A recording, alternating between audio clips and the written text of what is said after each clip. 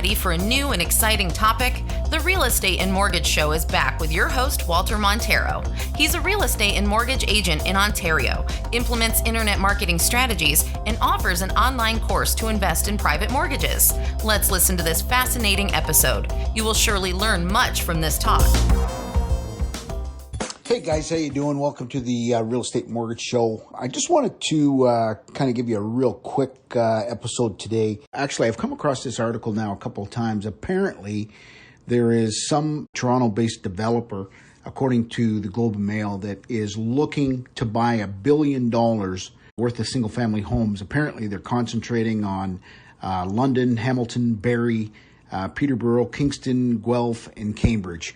And I guess the objective here is to buy $1 billion worth of real estate and convert these single-family homes into rental properties. Obviously, this is causing a bit of a concern and some controversy with regards to, an already overheated market. What is this going to do when you've got, big players coming into the market like this? Well, the bad news is the big players are already here. And big players, when I say big players, there's a lot of little players, which, if you stack them up on top of each other, they make a very big player. I'd say probably 30% of the houses, the single family homes these days tend to be landing in the hands of investors anyway. So, you got a guy walking around with $1 billion in his jeans looking to expand his portfolio.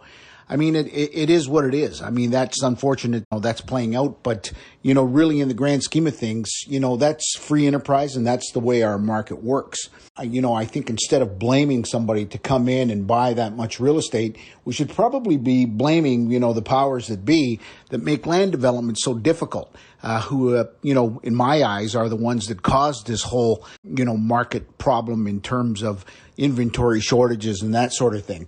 Now, the one thing that I thought was kind of funny with regards to this element was apparently they reached out to this developer and apparently they have reassured, they've tried to give some reassurance saying that they will not be competing in multiple offer situations, so they will not be responsible for driving up prices.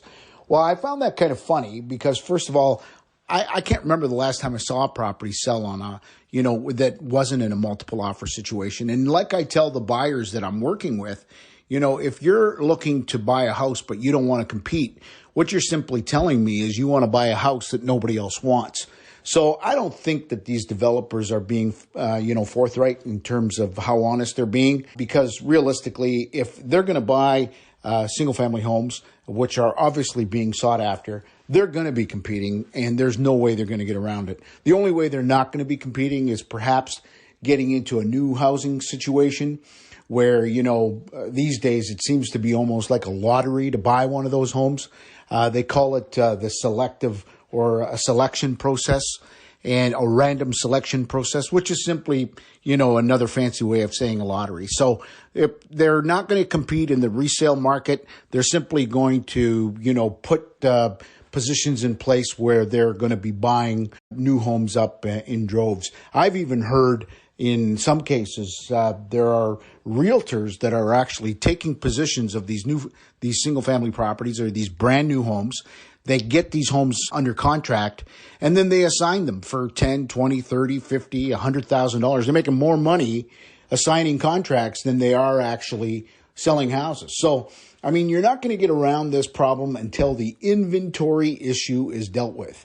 And the inventory issue can be dealt with, obviously, in a couple of different ways. There's no fast solution to this, but obviously is to, take the red tape out of land development and or increase the amount of rental properties that are available. Give some incentives to these builders to build multi-residential properties. Take away some of the goofy laws that are attached to, tenancy issues. Because let's face it, a lot of these landlords, a lot of these people that are looking to invest in this type of thing, let's face it, the deck is stacked in favor of the tenant. So why would they want to get involved in any kind of rental project? Make the laws more fair to both landlords and tenants and give them some incentives to build buildings. That way you're going to increase the housing. You're going to give people a place to live. And when you do that, you might even put the market in a situation where it's cheaper to rent than to buy. And then that could very well put pressure on prices. That's just my 2 cents. Hope you have a great weekend. And if you have any questions about real estate or mortgages, feel free to call us 519-240-0360. Talk to you later. You've reached the end of another episode of the Real Estate and Mortgage Show. Connect with us at therealestateandmortgageshow.com. Don't forget to sign up for our newsletter to get instant access to our new updates. See you at the next episode.